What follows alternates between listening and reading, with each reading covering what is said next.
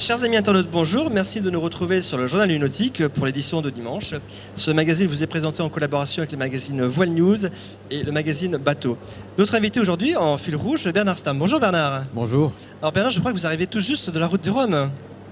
J'arrive tout juste de Guadeloupe où on est arrivé, quoi. Et bon, ça fait quand même quelques jours déjà, ça fait 2 semaines.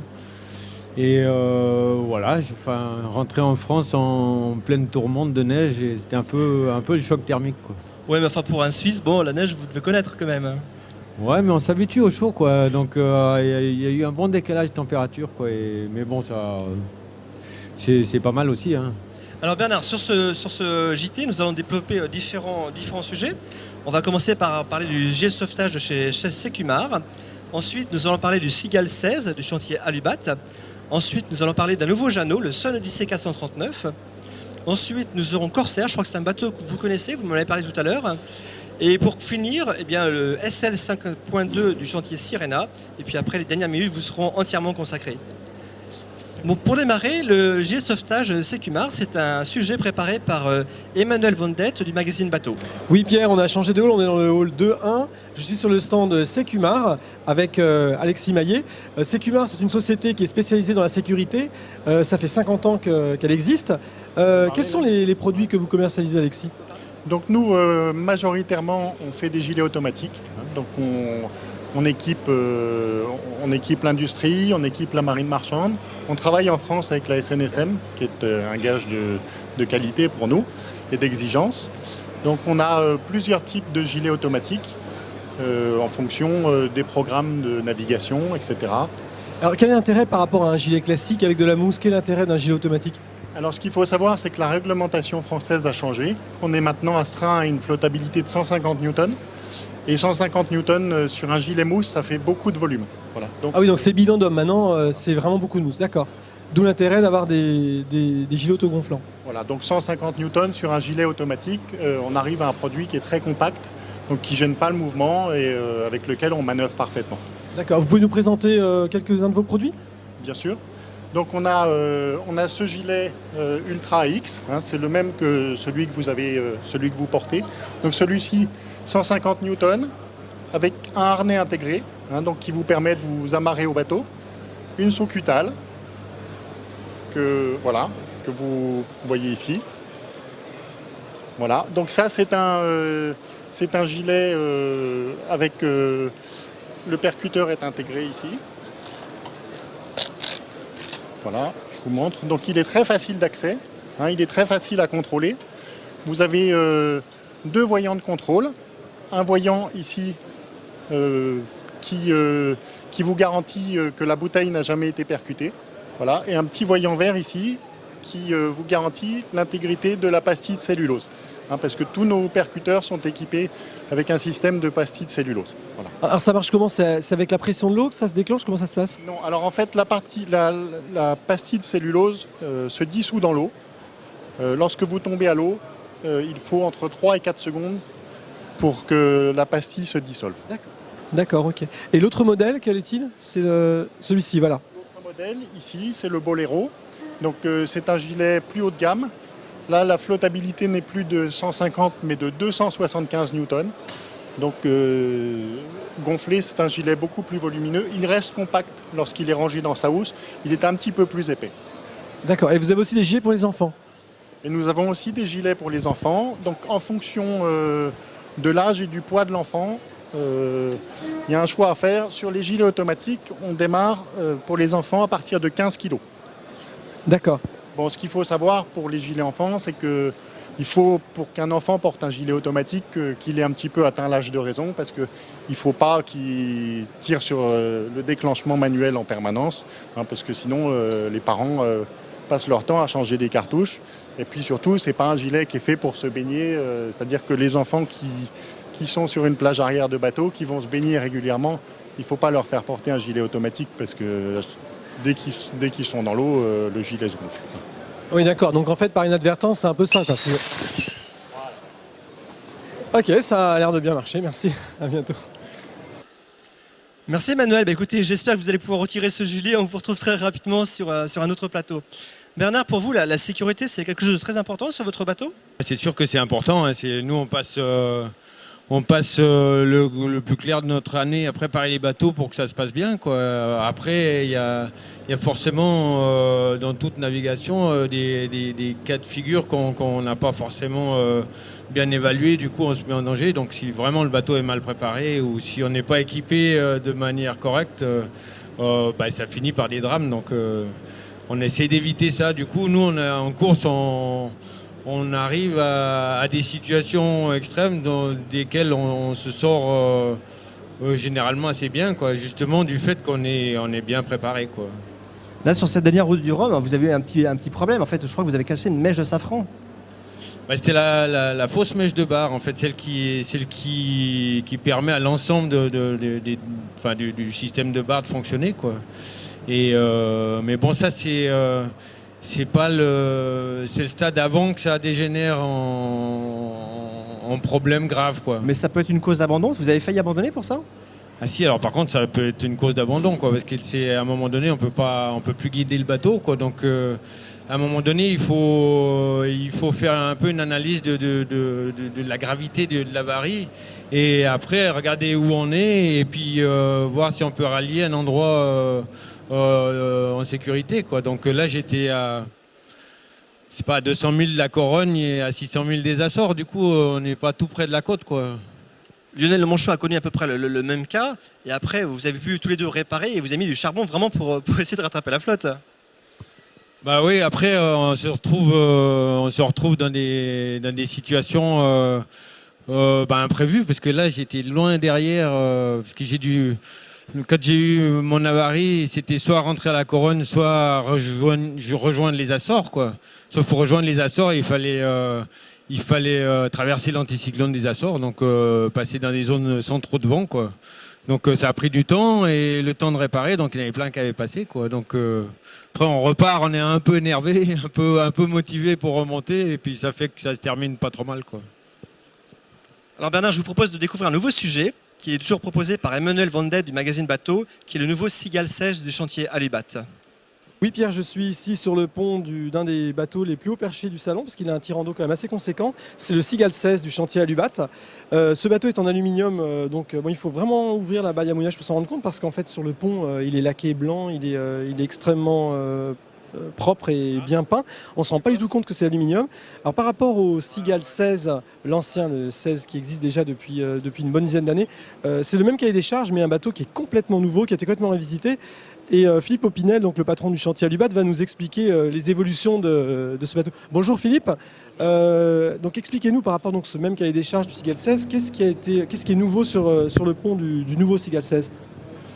Donc le Cigale 16, c'est un bateau qui a rencontré pas mal de succès, hein. C'est un bateau grande croisière rapide, sur le même cahier des charges. Donc on a voulu profiter à la fois de l'évolution de l'architecture navale qui a beaucoup progressé ces dernières années, et puis des progrès du chantier pour donner un bateau plus performant. Et on espère qu'il sera jugé aussi plus élégant, plus joli. Sur le roof, on a voulu faire des choses qui n'ont jamais été faites jusqu'à présent en aluminium. Par exemple, ces panneaux qui sont des panneaux Flush deck, oui. Flush deck, ça veut dire que le plexi et la tôle sont raccords, j'allais dire. La difficulté, c'est qu'après, il faut gérer les écoulements des eaux qui y auraient stagné. Donc c'était assez compliqué pour être bien réglé en aluminium, parce que ça ne souffre pas la médiocrité quand on veut aller dans cette direction-là. De la même façon, et puis on a aussi, donc oui, je vois les carénages là sont tous sous le pont. On n'a pas de manœuvres qui sont ici là. donc les drisses, de la même façon, vont passer sous le pont de façon à avoir un pont complètement dégagé. Et on a aussi mis un recess, les plexiglas en retrait de 40 mm, qui sont des signaux, je dirais, de sophistication des lignes, en fait. Oui, puis accessoirement, ça évite aussi un petit peu que le soleil tape dessus, c'est pas plus mal. Vous allez nous montrer justement l'intérieur, Philippe? Nous voici confortablement installés dans ce carré. Donc le carré n'est pas au milieu du bateau comme la plupart des bateaux. C'était déjà la signature, je crois, du Cigale 16, donc le précédent modèle. C'est un carré à l'arrière, sous le cockpit, donc qui est absolument énorme. C'est une table, on peut manger, j'ai l'impression qu'on peut manger à 12 là ici. 12, on sera peut-être un peu serré, mais entre 8 et 10, assez confortablement. C'est vrai que c'est dans la continuité du Seagull 16, on a voulu garder cette signature qui est assez agréable, mais différent évidemment de ce que propose l'ensemble du marché. Je crois que c'est le seul bateau du salon qui a un carré sous le cockpit. Ouais. Oui, c'est bien possible. En tout cas, c'est pas la première fois que ça existe, mais c'est quand même une configuration qui, dans les grandes tailles, offre un confort maximum avec juste derrière nous une table à cartes et une cuisine, donc une cuisine en L qui est immense, qui est donc passée exactement au centre du bateau, donc là où les mouvements sont minimum, et une table à cartes de l'autre côté en L également, très grande taille, qui devient vraiment un véritable bureau. Avec une bonne vue, en tout cas latérale sur la mer, et orienté dans le sens de la marche. Voilà un bateau très confortable fait pour aller loin en mer. Le premier bateau, c'est un couple qui part pour le tour du monde, des Italiens, partiront tous les deux. Ceux qui ont acheté le numéro 2 sont des gens qui habitent en Papouasie-Nouvelle-Guinée, ils ont le même programme, ils ont à peu près le même âge, une quarantaine d'années, ils partent à deux. C'est un joli programme sur un bateau sur lequel on a voulu moderniser aussi le style des aménagements avec des vernis à l'eau mat, enfin, qui donnent garder la couleur naturelle du bois. Merci Philippe, on souhaite bon vent à ces nouveaux propriétaires de ce Seagull 16. Merci Emmanuel, vous avez bien de la chance de visiter un beau bateau comme celui-ci. Bernard, vous vous intéressez un petit peu à la production des bateaux en France ou à l'étranger d'ailleurs pour des chantiers, pour des particuliers? J'avoue que je n'ai pas le temps de m'y intéresser vraiment, quoi. Donc je me suis un peu éloigné du monde de la plaisance ou de ces bateaux-là depuis une quinzaine d'années, depuis que je fais la course. Et en fait, ça me prend tout mon temps, donc je vois ça un peu de loin, quoi. Et je vois de temps en temps des systèmes ou des nouveautés, comme là, je découvre que il y a une place phénoménale dans ces bateaux-là. Après, là, j'ai le père d'un ami qui a un Seagull 16, mais depuis assez longtemps, qui ne doit pas être pareil, quoi. Mais je suis éloigné de ce monde-là, quoi. Pourtant, il y a beaucoup de choses maintenant qui viennent de vos bateaux de course qui sont maintenant appliquées sur les bateaux plaisants, comme les bouchins. Enfin, on connaissait les bouchins, bien sûr. Maintenant, sur les bateaux modernes, comme le First Trend, par exemple, on retrouve ça. Et c'est vous qui les avez remis au goût du jour. Hein. Par contre, je pense qu'il y a plein de choses qu'on met en place sur nos bateaux qui sont repris du fait que les architectes, eux, travaillent autant dans le monde de la course que dans le monde de la plaisance, quoi. Et donc, après, c'est les mêmes architectes qui mettent en application ce qu'ils découvrent sur les protos de course sur des bateaux de petite ou grande série, quoi. Alors Bernard, maintenant je vous propose de retrouver un nouveau sujet, toujours préparé par Emmanuel Vandet pour le magazine Bateau, qui est un nouveau Jeannot. C'est le Sun Odyssey 439. Oui Pierre, je suis sur le stand Jeannot, à bord du Sun Odyssey 439. Donc après le 409 qui a été dévoilé à La Rochelle, qui inaugure donc une nouvelle gamme chez les Sun Odyssey. Voici le 439, donc qui est un tout petit peu plus grand. Je crois que c'est un plan Philippe Briand. Vous allez nous le confirmer, donc Eric Strunberg qui est directeur marketing Jeannot. Oui, bonjour. Oui, c'est un dessin par Philippe Briand. En effet, on capitalise sur tout ce qu'on a mis en place sur le 409. Alors des panneaux flush, pliés, tous les manœuvres qui sont renvoyées au poste de barre, double poste de barre, et un design intérieur et extérieur complètement revu dans la nouvelle gamme. D'accord. Donc effectivement, les nouveautés par rapport à l'ancienne gamme sont ces panneaux flush, donc qui ne dépassent plus quand on passe les pieds. Nous avons aussi là les manœuvres qui sont intégrées. C'est-à-dire que les manœuvres passent directement. Bon là, le bateau n'est pas maté pour de vrai. En fait, les manœuvres passent ici et se glissent donc dans un capot pour finir ici à l'avant. Et dernière innovation, c'est les manœuvres qui sont reculées pour le barreur.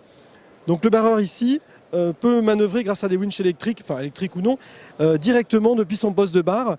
Il peut gérer tout le bateau et virer de bord, empanner. C'est lui qui a à disposition toutes les manœuvres pour le faire. On va bientôt passer à l'intérieur pour regarder tout ce qu'a fait Jeannot à l'intérieur. Nous voici à l'intérieur de ce 3 cabines. Eric, vous allez nous expliquer quelles sont les innovations et sur quoi vous avez travaillé particulièrement parce que l'intérieur a l'air très séduisant. Vous allez nous expliquer qu'est-ce qu'il y a de nouveau dans ce bateau. En effet, on a pris, comme on a une jupe basculante, on a pu reculer l'ensemble de l'aménagement pour gagner énormément de place, surtout dans la cabine avant, mais aussi le volume et la largeur du carré qui est beaucoup plus impressionnant qu'on avait dans les bateaux précédents. Dans les innovations, on a voulu mettre une table qui qui peut se facilement transformer en lit. On a mis des éclairages indirects, beaucoup d'éclairages en LED. Comme on est maintenant en LED, on peut se permettre beaucoup plus de lumière qu'on mettait avant, parce que la consommation... On peut se diviser par 8 ou 10 à peu près. Exactement, et on n'aurait jamais mis des éclairages triples comme ça, avant, parce que c'était trop, ça consommait beaucoup. Donc on est mieux éclairé pour moins d'électricité, enfin moins de consommation. Exactement. Et l'autre chose dans ce bateau, en la recherche d'avoir un confort à bord considérable, c'était d'avoir 2 salles d'eau, et chaque salle d'eau a une douche séparée. D'accord, oui, donc vraiment du grand confort. Il existe une version de cabine? Non, on fait ce bateau en 3 cabines de salle d'eau et également en 4 cabines de salle d'eau. D'accord, donc c'est 3 ou 4 cabines. Ok. Merci beaucoup Eric, à très bientôt. Merci Manuel, de retour sur le plateau. Bernard, vous avez démarré la voile sur quel support? Bah, moi j'ai démarré la voile sur un peu plein de bateaux, quoi, mais celui que je me souviens, c'est un Corsair. Voilà, c'est mes parents avaient ça sur le lac Léman et on passait notre temps sur ce bateau-là. Voilà. Bah écoutez, j'ai pas fait exprès, mais je vous propose un sujet sur les Corsaires. Oui Pierre, je suis sur le stand de l'As Corsair.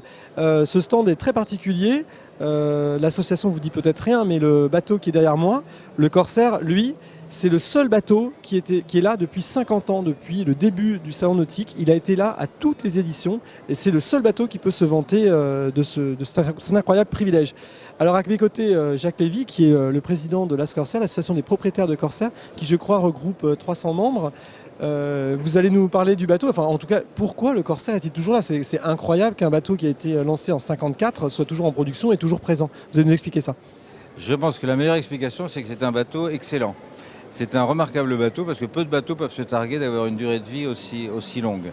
Et puis il y a l'association qui est importante et qui permet aux bateaux de vivre en organisant des rassemblements tous les ans, en particulier des régates. Nous avons remarqué que tous les bateaux, les séries qui vivent longtemps sont des séries qui régatent. La régate permet de maintenir une dynamique dans la série. Et puis surtout d'avoir maintenu une monotypie au niveau de la carène du bateau, la surface de voile, tout est inchangé depuis les années 50. Mais en autorisant des modifications au niveau de la construction, puisque maintenant on a des types de construction modernes, en bois époxy, en polyester depuis longtemps, et puis d'accastillage qui est relativement libéral. D'accord, ce bateau justement, lui, il est récent, il a été construit je crois il y a 5 ans, et lui c'est une construction amateur. Donc vous n'êtes pas ouvert, il n'y a pas que les chantiers qui construisent des Corsaires.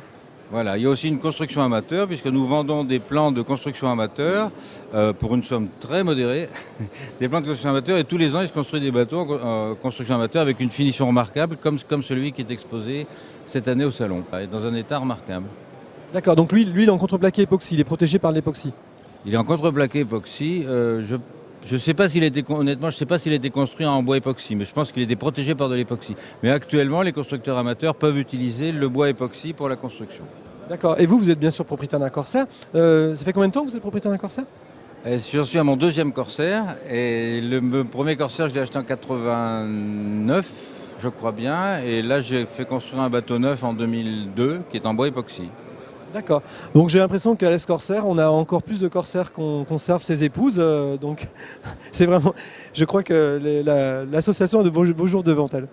En effet, oui, puisque nous sommes, avec 300 membres, vraisemblablement la plus grosse association française de bateaux, de propriétaires de bateaux habitables. Ah oui, donc en fait, vous tirez la bourre avec l'AS Muscadet, qui doit être un tout petit peu moins puissante sans doute? Beaucoup moins puissante. D'accord, merci. Merci Jacques Lévy, à très bientôt. Merci. Bernard, je crois que vous préparez actuellement un nouveau Immoca, donc un bateau de 60 pieds pour la prochaine route du Rhum, qui va être révolutionnaire. Mais très difficile d'obtenir des informations. Vous avez quand même quelques petits trucs à nous donner? Prochain Vendée Globe, c'est Vendée Globe, ouais. Ça fait pas mal de temps qu'on est sur la conception, la construction du bateau, quoi. Et des infos, on n'en donne pas beaucoup parce que on essaie un peu de garder notre travail pour nous, quoi. C'est-à-dire on a repris la problématique au début à zéro, quoi. C'est-à-dire la jauge des 60 pieds, de plus en plus les bateaux sont de plus en plus ressemblants parce que la jauge elle a quelques années déjà, donc en fait les bateaux sont obligés d'être cadrés dans les mêmes critères de performance ou de sécurité, ou voilà, donc ça donne un peu les bateaux qu'on connaît. Maintenant on fait plein de nouveautés, on fait plein de recherches, donc bon, les gens découvriront ça quand on le mettra à l'eau, quoi. Et vous avez choisi qui comme architecte? On fait ça avec Juan Cuyumjan, l'architecte des Volvo, ouais, par exemple. Il avait fait l'ancien Pain d'Arc et Hugo Boss maintenant. Et c'est un franco-argentin qui est à Valence. Et bon, ça se passe plutôt bien parce lui aussi, il a repris la problématique à zéro et on fait vraiment un travail de conception qui est très intéressant, quoi, voilà. Et une info. Il y a une particularité à ce bateau, c'est qu'il n'a pas qu'un programme de course, il y a un programme scientifique qui est mis en place. Alors moi j'ai proposé aux scientifiques d'Oceanopolis à Brest de mettre à disposition la plateforme pour si ça pouvait servir à quelque chose dans l'océanographie, quoi. Et ce bateau-là va prendre des mesures d'analyse d'eau, quoi, tout au long du parcours, quoi. Et voilà, il y a un mini labo embarqué, quoi. Mais c'est juste une anecdote qui fait que le bateau n'a pas qu'une vie de compétition, quoi. Voilà. Et ce sera toujours un cheminée Poujola? Oui, c'est le projet qu'on a mis en place entre tous mes partenaires. Il y a une partie de mes partenaires qui sont propriétaires du bateau, qui est la Fondation Sando. Et puis, cheminée Poujola, ils vont le faire fonctionner, quoi. Et sitôt qu'on le mettra à l'eau, le bateau sera aux couleurs de Poujola, quoi. Alors Bernard, on a parlé beaucoup de bateaux, des quillards, voile habitable, mais le salon nautique de Paris, c'est également de la voile légère. Et on retrouve Olivia Masson du magazine Bateau qui nous présente le nouveau SL 5.2 du chantier Sirena. Oui Pierre, alors toujours dans le village Glisse, cette fois-ci sur le stand de Sirena. Donc je suis avec Pierre-Yves Robin, qui est directeur de Sirena, on peut dire ça comme ça. Donc nouveau bateau cette année, belle nouveauté, le SL 5.2. Alors Pierre-Yves, qu'est-ce que ce bateau est conçu pour quel programme? Alors, le SL 5.2, c'est un bateau pour le raid, pour un usage familial, donc des navigations longue distance. La cible, c'est pas forcément un bateau de régate, même si on peut participer à des événements, mais c'est pas avant tout un bateau de régate, c'est un bateau familial, facile et pour des navigations. Donc du loisir en famille et du raid aussi. Hein. Quelles sont les principales innovations sur ce bateau? Je crois que vous avez beaucoup travaillé l'ergonomie de la plateforme, l'ergonomie de l'ensemble. Expliquez-nous. Alors effectivement, ce qu'on a cherché à faire sur ce bateau, c'est travailler l'ergonomie, la sécurité et le confort à bord.